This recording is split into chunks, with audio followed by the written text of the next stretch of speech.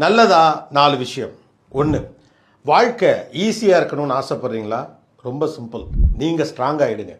வாழ்க்கையில் நடக்கக்கூடிய விஷயங்கள் எல்லாம் நமக்கு ஏற்ற மாதிரி சாதகமாக அமையணும் அப்படின்னு நினச்சா அது ஒர்க் அவுட் ஆகாது.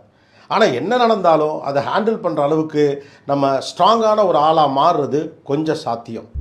Don't expect, be prepared. 2, வாழ்க்கையுடைய சக்ஸஸ்ங்கிறது ரிச்சான லைஃப் ஸ்டைல், கார், மொபைல், வீடு இதையெல்லாம் உருவாக்குறதுல கிடையாது. வாழ்க்கையை தரக்கூடிய அழுத்தங்கள், லாஸ், டிசப்பாயின்மெண்ட்ஸ் இதை ஹேண்டில் பண்ணுறதுக்கான ஸ்கில் நம்மக்கிட்ட இருக்கா அப்படிங்கிறது தான் நம்முடைய சக்ஸஸை தீர்மானிக்குது. ஏன்னா என்ன தான் நீங்கள் வசதி வாய்ப்புகளை உருவாக்குனாலும் ஒரு சின்ன சறுக்கல் ஏற்பட்டால் கூட நாம் சரிஞ்சு போயிடுவோம்னா நாம் சக்ஸஸ்ஃபுல்லான ஆளாக இருக்க வாய்ப்பே இல்லை. 3, வாழ்க்கை மற்றவங்களுக்கெல்லாம் நல்லா அமைஞ்சிருக்கு, நமக்கு சரியாக அமையலை அப்படின்னு பொய் சமாதானம் சொல்லியே பொழுதை கழிக்காதீங்க. உங்களுக்கு வேண்டியதை நோக்கி, வெற்றியை நோக்கி நடந்துக்கிட்டே இருங்க. ஏன்னா வாழ்க்கைங்கிறது அமைகிறதில்ல, அமைச்சுக்கிறது.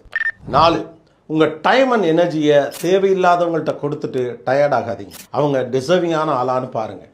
உங்களை பொழுதுபோக்காக நினைக்கிறவங்க, வேல்யூ பண்ணாதவங்க, விளையாட்டாக நினைக்கிறவங்க, இவங்ககிட்டெல்லாம் உங்கள் டைம் அண்ட் எனர்ஜியை கொடுத்தீங்கன்னா நீங்களே உங்களை மதிக்கலன்னு அர்த்தம்.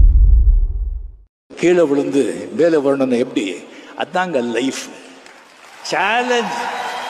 சேலஞ்ச் வேணும்.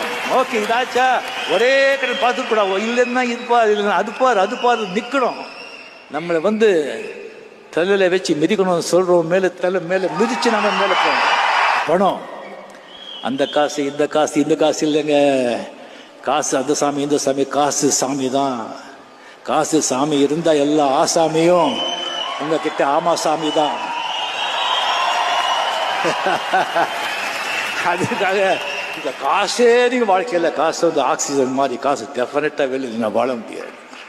பட் அந்த வர்ற காசை ஜாக்கிரதையாக பார்த்துக்கணும், காப்பாற்ற ரொம்ப ஆசைப்படக்கூடாது. சும்மா இல்லைங்க, டைம் அப்படிங்கிறது சும்மா ஒரு நைட்டில் எங்கேயோ கொண்டு போய்டும், ஒரு நைட்டில் அப்படியே இறக்கிடும்.